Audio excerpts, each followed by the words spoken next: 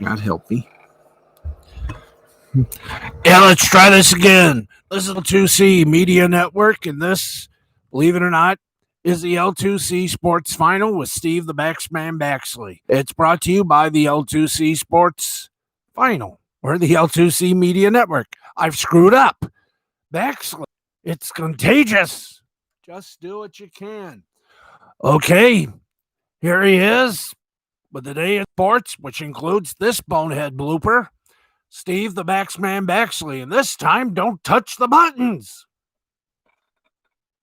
Hi, welcome to the broadcast.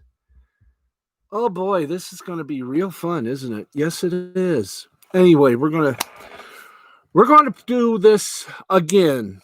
Hi, how are you? Welcome one and all to the Corsican Ball. This is L2C Sports Final. I am your dementedly dreamy host, Steve the Baxman Baxley. Boy, that didn't come out right, but what the hell?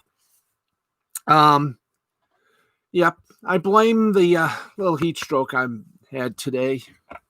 Didn't eat much, so I think that's why we screwed up. But hopefully, we're back in business. I'm going to try to get us done by 12:15 tonight, so we don't miss what's on Ricada Law, which I will advertise again tonight.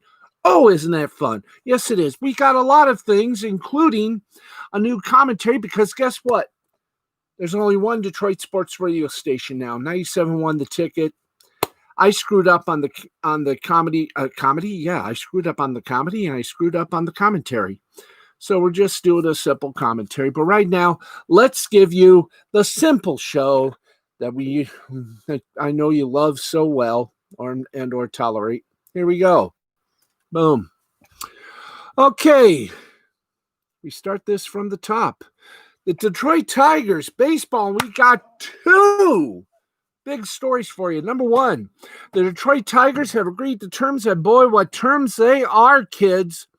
With their number one draft pick, was also top overall pick earlier this month. Arizona State slugger Spencer Torkelson. Yeah, I know we should have played the theme music from that series, but no, didn't have the rights to it.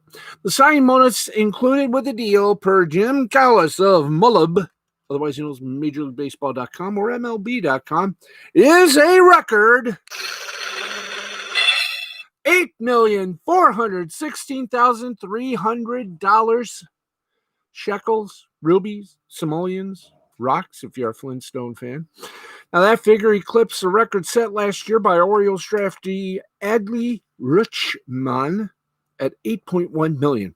Now, the Tigers drafted Torkelson as a third baseman, though obviously that doesn't mean he can't move to first base or serve as a DH. Now, even R.J. Anderson, the expert of all prospects for CBS Radio.com, said that while he walked in 31 of his 82 plate appearances during the very abbreviated NC2A season, he still managed to improve his career homer count to 54 and 498 at-bats. Torkelson has the requisite eye strength and barrel control to profile as a quick-moving thumper. The biggest knock on him, however, is that he's only a right-handed first baseman, and those seldom make for satisfying early selections. What the hell does he do? It's basically a sample of the Ballad of Andrew Vaughn. The Ballad of Andrew Vaughn.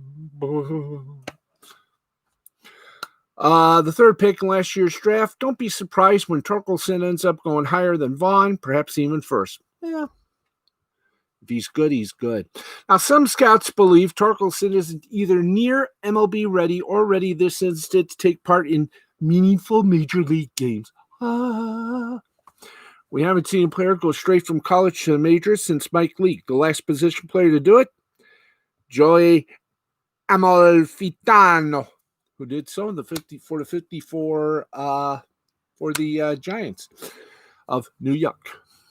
Under a normal season, you wouldn't have this convo, but with coronavirus shutting us all down and the MLB collective bargaining agreement being up after 2021, circumstances are ripe for a quick Torkelson debut. Now, CBA fight is sure to include something over manipulated service time of youngsters who appear to be MLB ready. The perfect example, Chris Bryant. Now, many front offices, as such, might realize the service time rules are going to change and it would behoove them to behave more liberally regarding the promotion of the top prospect. Now, here's the Daffy prediction. Torkelson gets added to Tigers taxi squad, spends the season there unless they're either pressed into emergency mode, be that with injuries or illness, or are surprisingly contending. And why do they put down surprisingly? And he's hitting well against taxi squad pitchers. Don't be shocked if we see him in that nice Old English D this season. Now, if I'm careful with this, and I am, there we go. This is what happens when you get sick. Your brain doesn't realize what your hands try to do. And if you aren't careful, you get blessed with another story. That's right. Because I told you we had 2 stories. Here's the second one. We got our first trade. No kidding.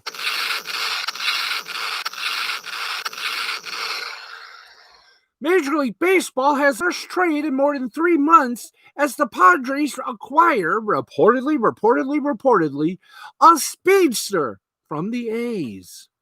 That's right. For the first time since March 26, we had a trade. The Pirates acquired minor league speedster Jorge Mateo from the Athletics for that infamous one player to be named later, per ESPN super stud of baseball phenomenons, Jeff Passan. In a post on players out of options back in March, R.J. Anderson of CBSSports.com said the following regarding Mateo. He has speed, makeup concerns, but he hit 289, 330, 504 in AAA last season. Impressivo.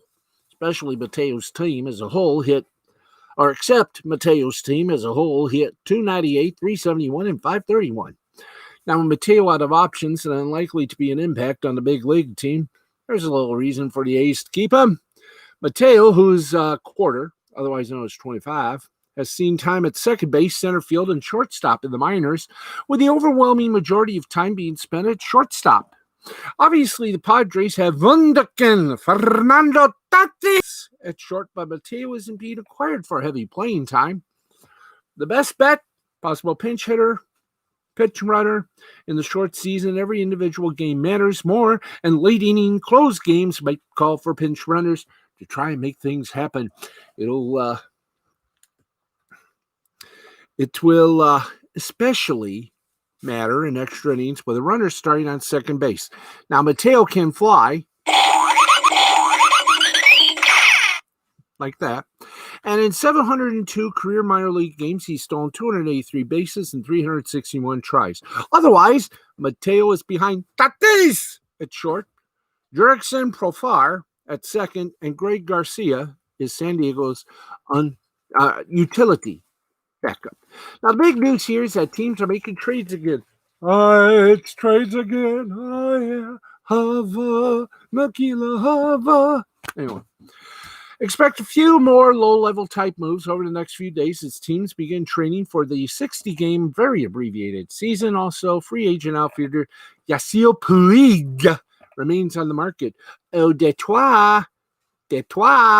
If you hearing all this, Detroit, if you hearing this, I hope so. Anyway, there you go. We got Major League Baseball's double dip of a dippy hit. And it's 11 for 31. We're going to add about 6 minutes to the conclusion. Anyway, so here we go. Now, as for the other baseball, we knew this was coming. We knew, didn't we? Everyone knows that I am a baseball snob. My favorite team is, of course, the Lansing Lugnuts, minor league. I love it. Everybody loves it. Well, minor league baseball made it official today on what has seemed obvious for weeks. Minor league baseball season has been canceled because of the coronavirus. They made this announcement Tuesday afternoon. It is the first time in the organization's 120-year history that it has called off a full campaign. Minor League Baseball president Pat O'Connor said in a statement, These are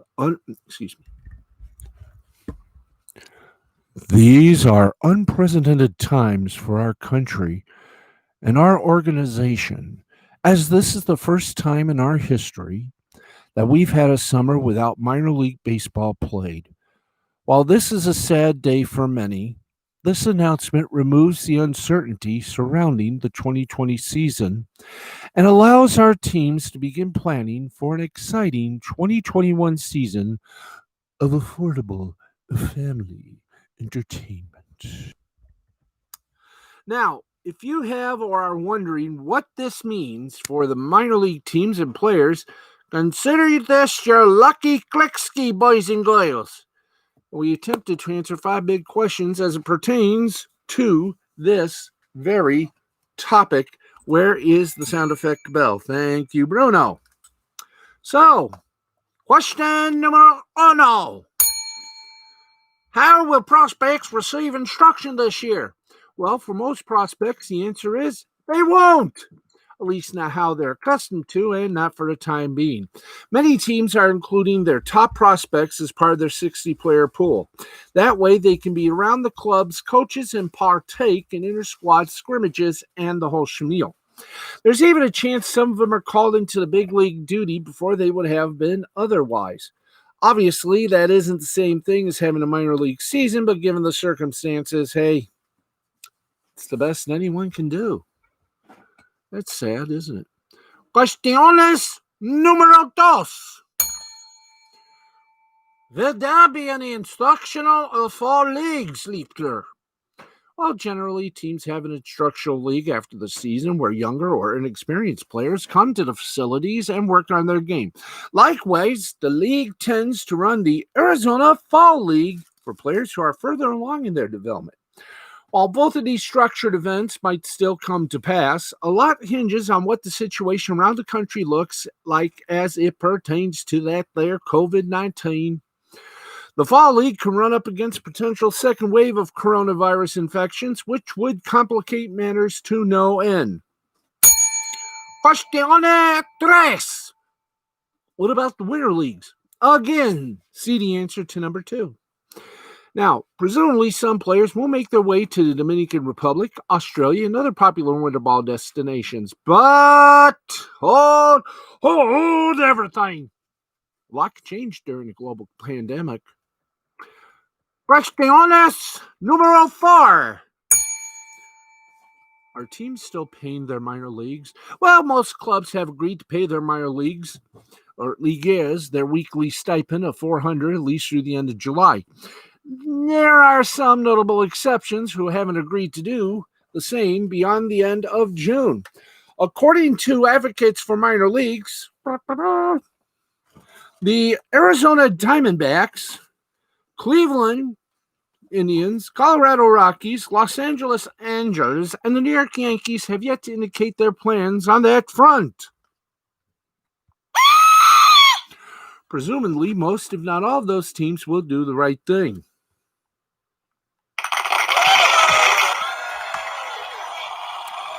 And finally, question 5.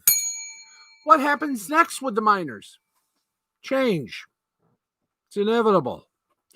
MLB is expected to get its way, which would mean more than 40 teams. The minors would be realigned. With the bottom levels eliminated, teams and league affiliates would be modified. Blah, blah, blah.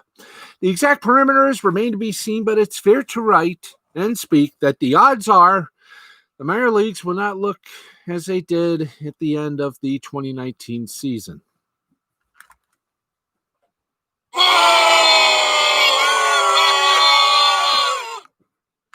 I know.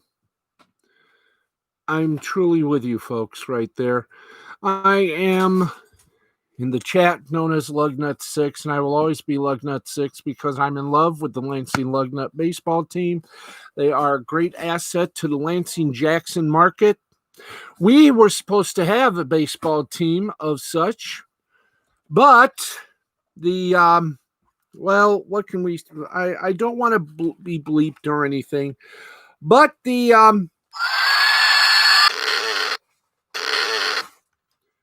well, I was going for something else, but oh boy, thank you. But the of the Jackson City Commission decided the money should be spent on fixing up the new Fair Event Center and fixing up what is now known as Keeley Park.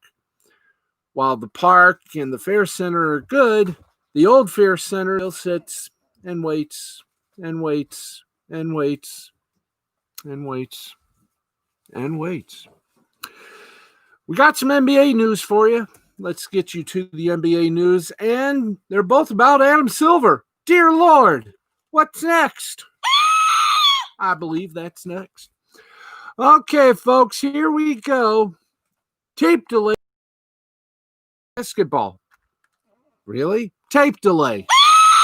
I believe it.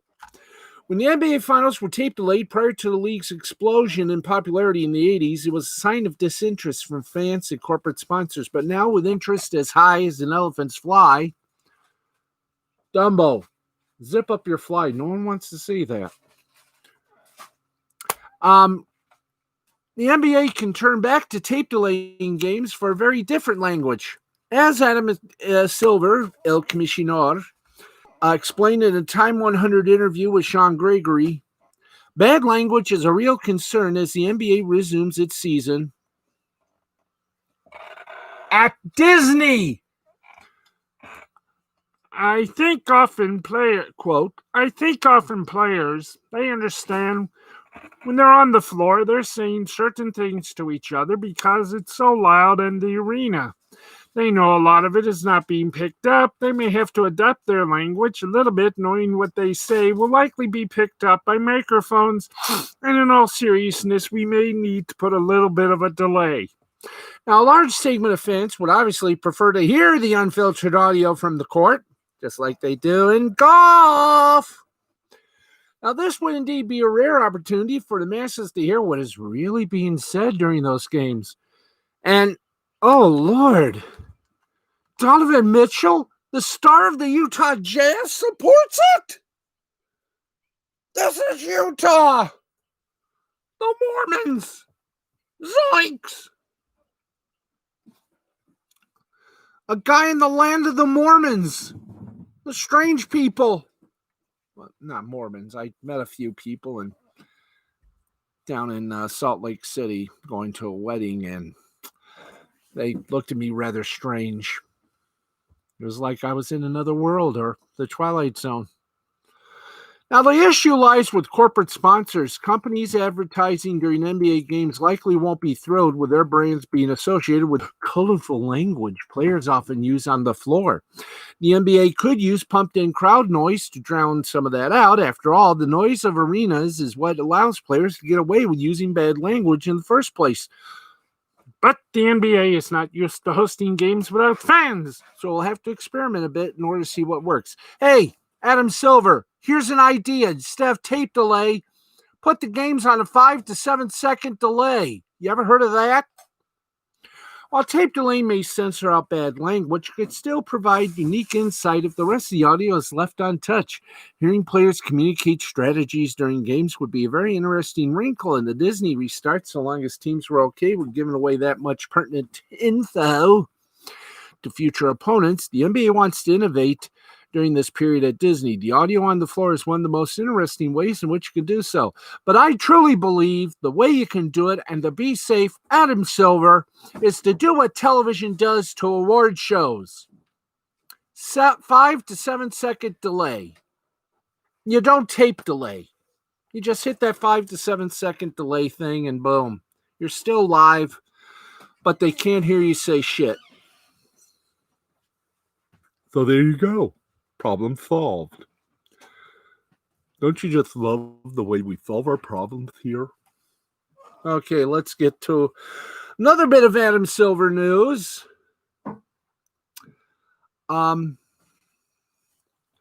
And this is going to be a little wild to say. You ready?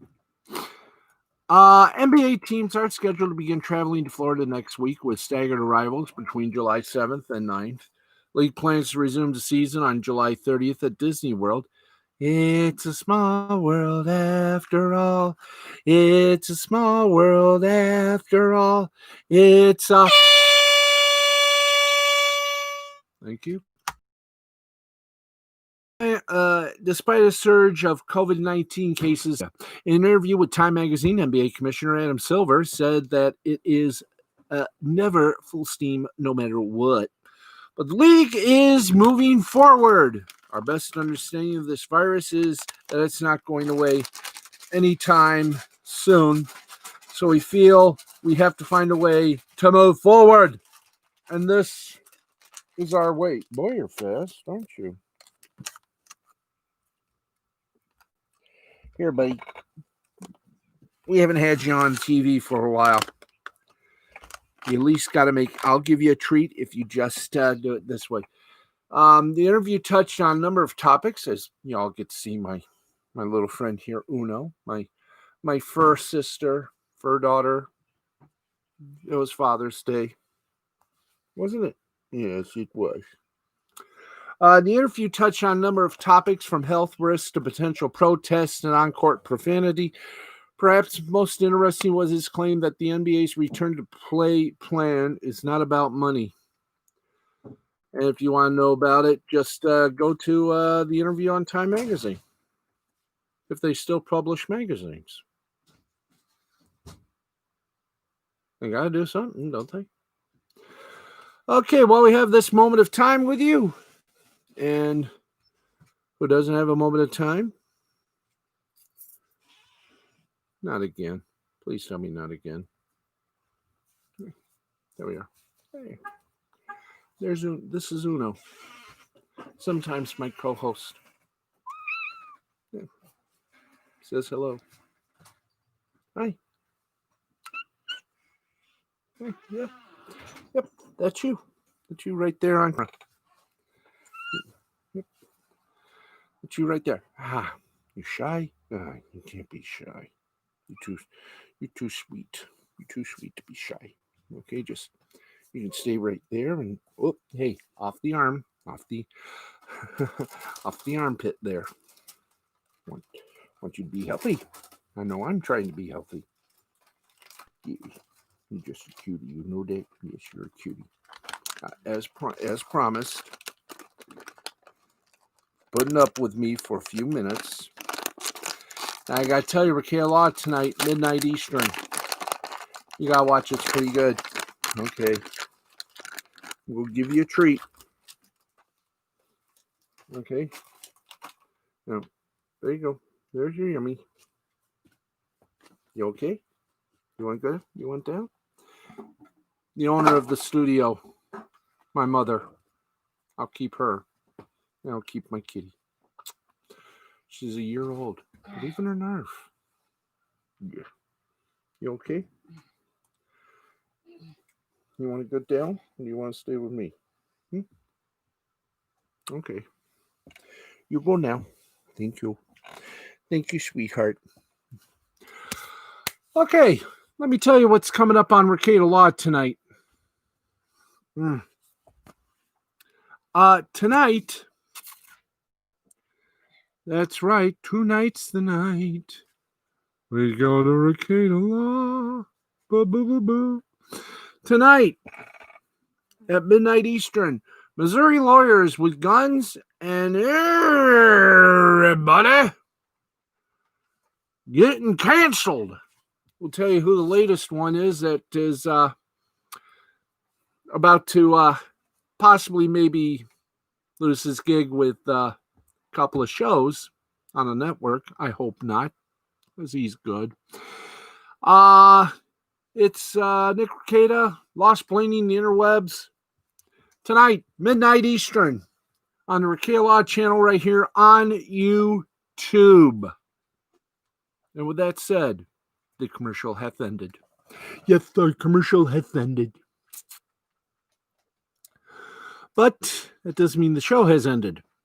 No, I wish it did, but nope. We're still going. We're adding 5 minutes to the tragedy because of the tragedy we had. So let's give you more. Okay, we're going to give you more sports news, and here it be. You've already had your treat. No. You go back eating your. All right. You were so nice. You get another treat. Okay. But no more tweet for you. You be good. Okay. Thank you. 5-star cornerback Tony Grimes has committed to the University of North Carolina. Yes, he's a Tar Heel. As a 5-star recruit and the number 7 prospect nationally, he has a wealth of programs to choose from. However, with his family gathered around him, Grimes announced his commitment to the Tar Heels. The elite prospect expressed his appreciation for everyone who had supported him along the way and picked up a Navy and Carolina blue hat. Ah, that's nice. Grimes' pledge to North Carolina gives the Tar Heels 17 commitments for the hopeful 2021 class and season and moves UNC to numero 3 in the composite team rankings, behind only that team in Ohio State, and Clemson. Tar Heels now have 12 4- or 5-star prospects committed for 2021. He is just one of 3 UNC commitments not from the state of North Kakalaki. The Virginia native now joins South Kakalaki wide receiver J.J. Jones and Tennessee offensive tackle Eli Sutton on Carolina's commitment list. Congratulations there, buddy. You got yourself something good there. I know you would. I know you do. Okay, and of course, friends, the golfers are here. And by here, I mean they're in Detroit. As the Rocket Mortgage Classic begins on Thursday. So enjoy. Welcome aboard. Yeah. Some other headlines. Tampa Bay Bucs star pass rusher Shaq Barrett was evacuated from his home due to wildfires. Okay. We got that? Good. Nice to know he's safe. Okay. Well, as you know, yesterday I did a hackneyed commentary that ran not only too long, but apparently was dull, boring, and listless. Well, we're not going to try that again. But we're going to read this as a story. And here it goes. But I did do one thing right. I did tell you what destroyed them. Now, calling something the end of the era or an era can be often overstated, but for Detroit sports fans, an era truly did end on Monday when the city's original sports talk station, WDFN AM 1130, was taken off the air in a format changed by its owners, iHeartMedia. News of the switch was first reported by Detroit Sports Nation based on a Facebook post by former Detroit sportscaster and a solid citizen, Mark Wilson, who had 2 stints as an on-air host at WDFN with Fox Sports 1 and Fox Sports Radio's own Robert Paquet. And looking at these 2 guys, I wish they were back on the air now. But there's a lot of things I wished were on the air. I'll tell you about that later. Now, according to Radio Insight, the iHeartMedia conglomerate will be switching the format of 15 of its stations, but they have already, in markets with large Black populations to the Black Information Network, featuring programming geared to African American listeners. Sports talk stations in Augusta, Macon, Greenville, and New Orleans were also affected.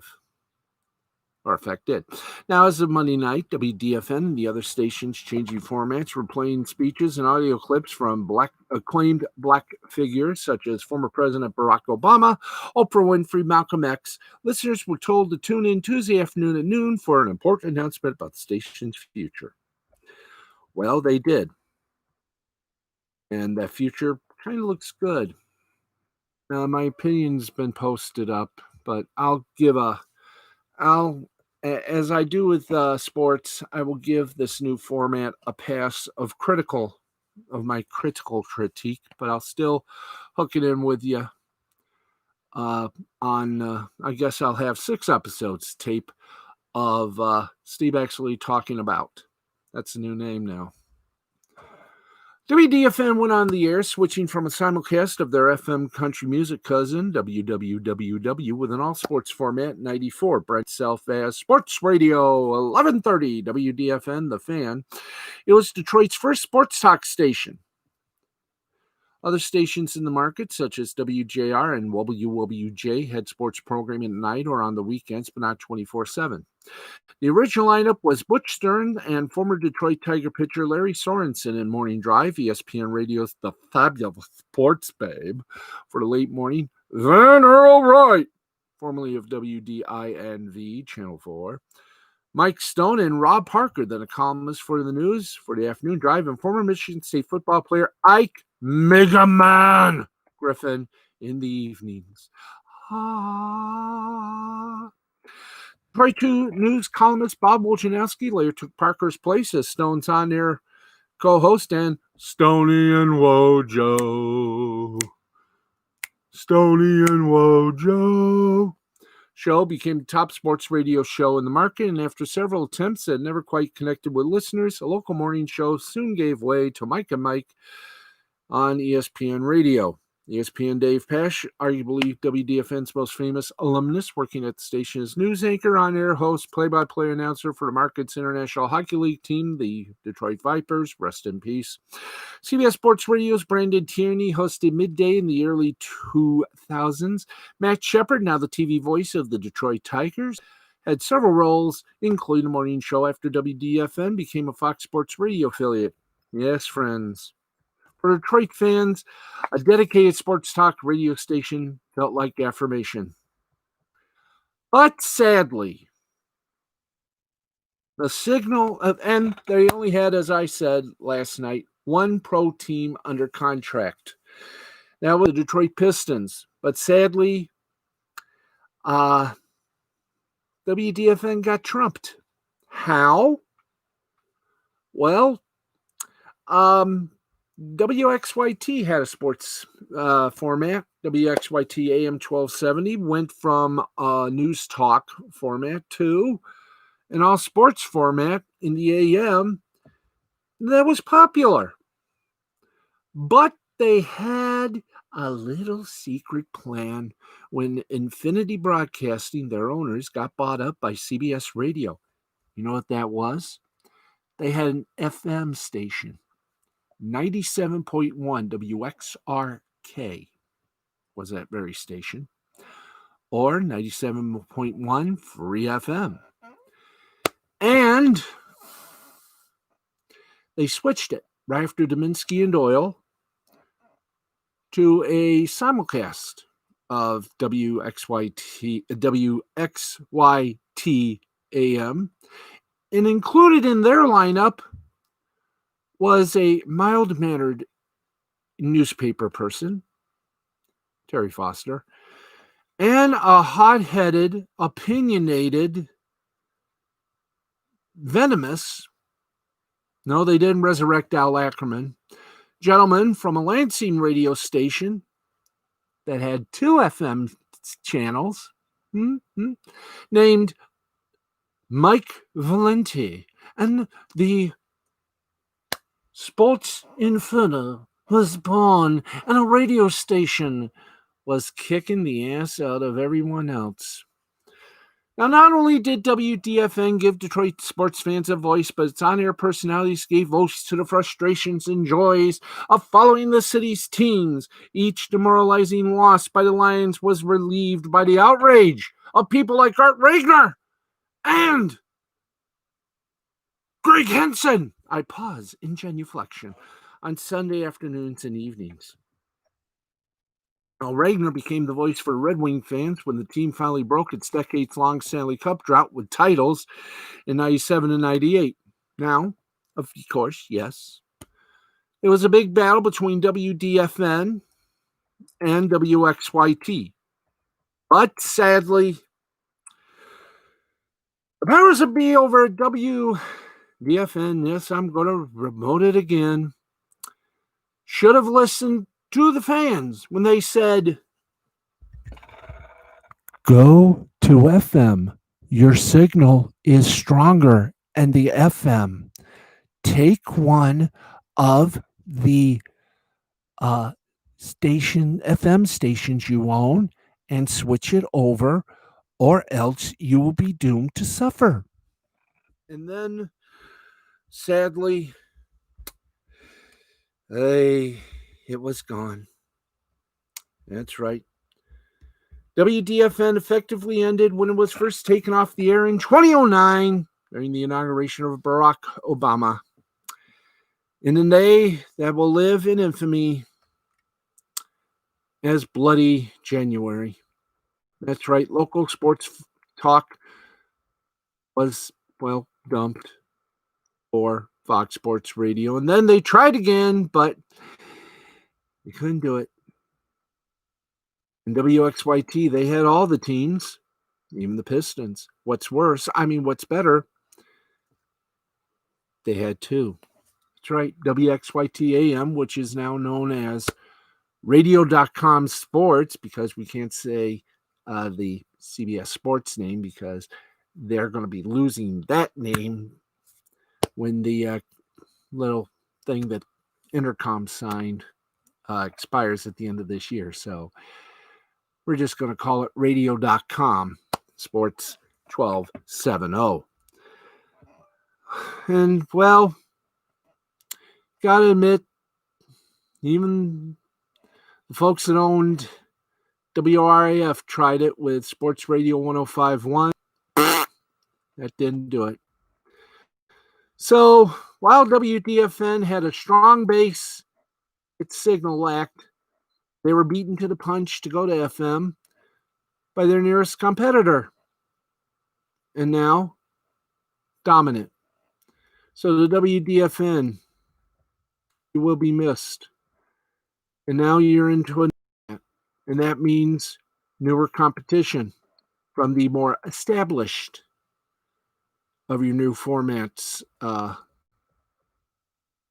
radio station folk. Good luck with the Black Information Network. We wish it well as it sails on into an unknown future, backed by some very powerful corporations. But then again,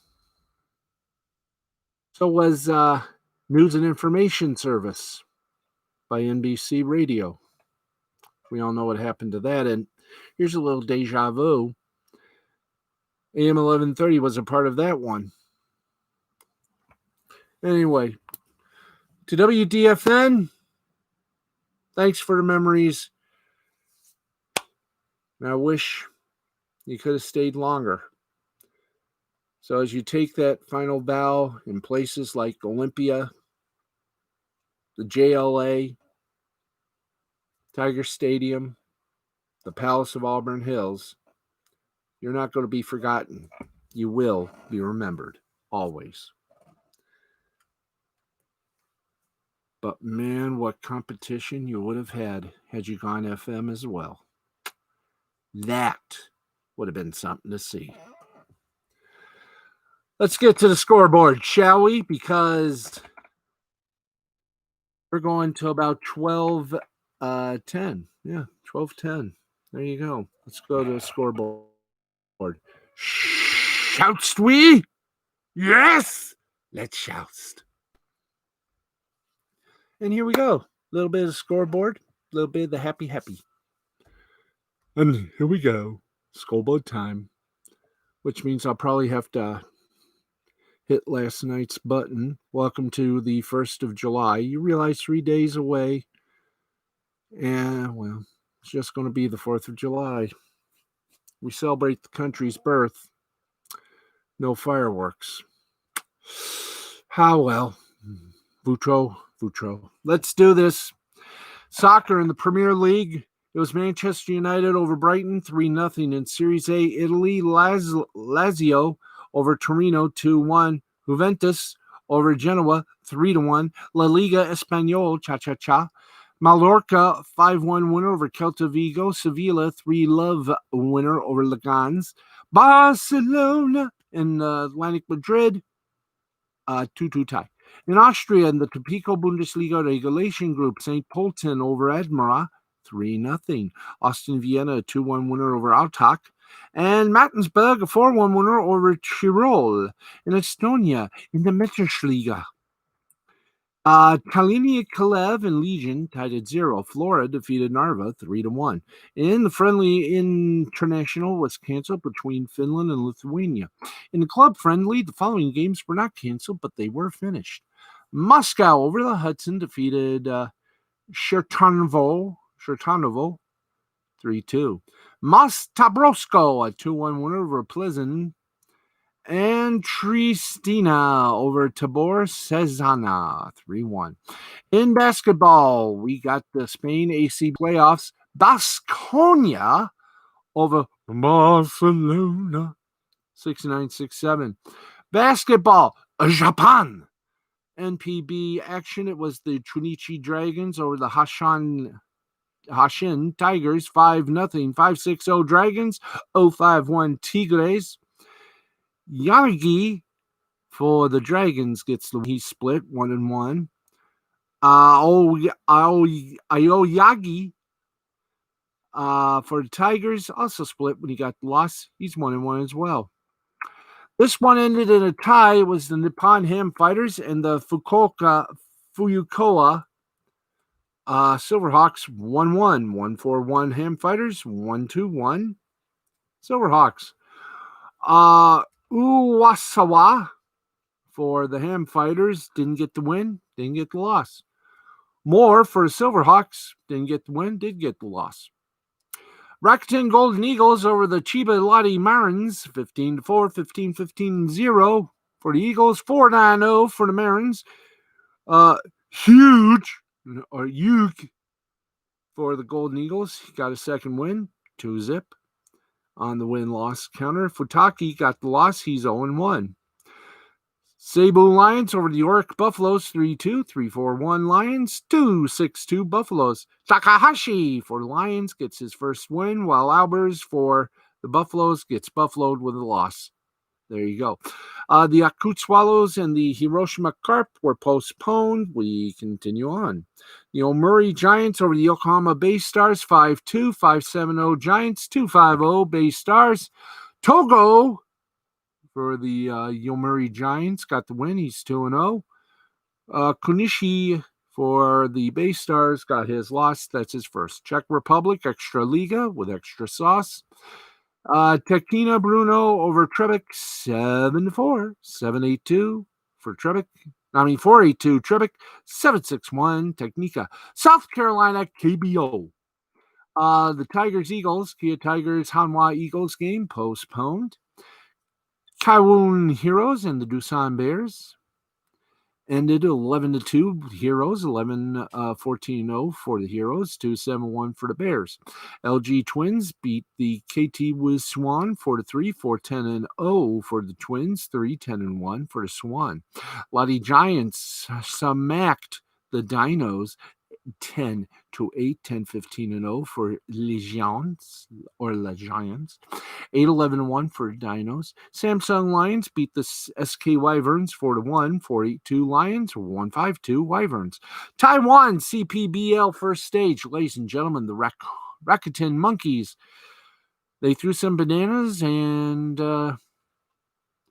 won against the China Trust Brothers 7-2, 7-6-3 Monkeys, 2-6-1 Brothers. CPBL Minor League in Taiwan, the Fubon Guardians over the Weishuan Dragons 8-5, 8-9-0 Guardians, 5-7-1 Dragons. Uni Lions over the China Trust Brothers 13-6, 13-13-0 for the Lions, 6-10-1 for the Brothers. There you go.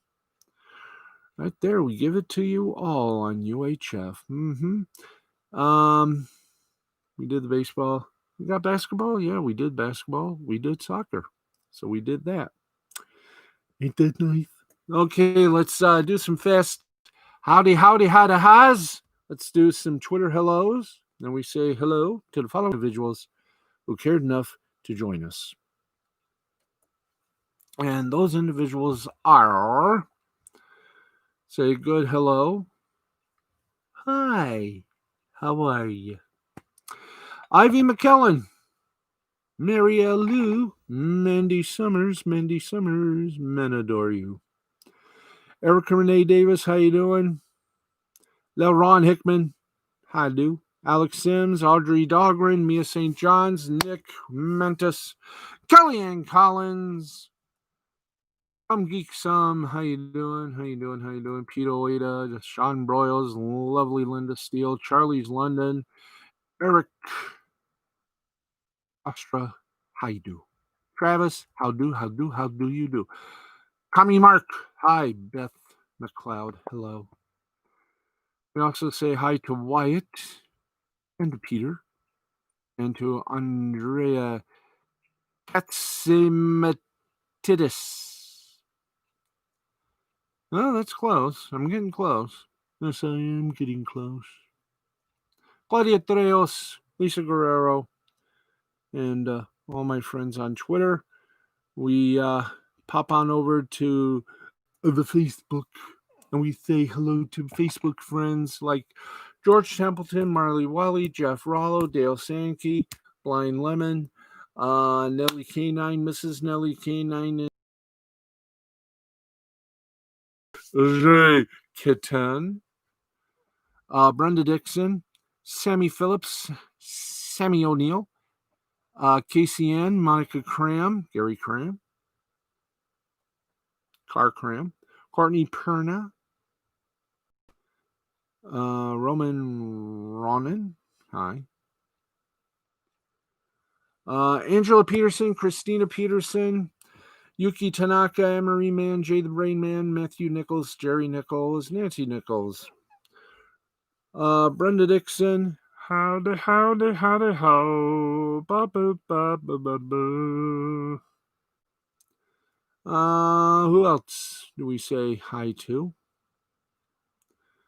We say hi to a lot of people, so we're going to say hi. Dorothy Malone, Courtney Lynn Elwood, how you doing? Hi to all my friends on Twitter, Facebook, and Instagram. There's a lot of you here, but time does not allow me to say you all, so I'm going to say it quickly tomorrow. That's going to wrap it up for us. We have hit the 47, almost 48-minute line here on our studio clock. I am Steve the Baxman Baxley. If you enjoyed what you saw, thank you. Please comment. If you didn't enjoy it, we'll try better. That's why they invented erasers. So thank you, everybody. And remember, no matter what sport you love, may your favorite team always be winners. I'm Steve the Baxman Baxley for everyone here at the L2C Sports Fandango. Have a great rest of your evening, a great morning to come, and we'll talk to you tomorrow night. Wilder, wackier, and at least more off the wall than possible. Good night. This has been a presentation of Mystifying Creativity Productions for the fine men and women over at the L2C Media Network and L2C Sports. Steve the Baxman Baxley saying good night, and good night, America, whomever and wherever ye may be. Ta-ta! We'll talk to you tomorrow. Bigger, better, and somewhat understandable. Bye.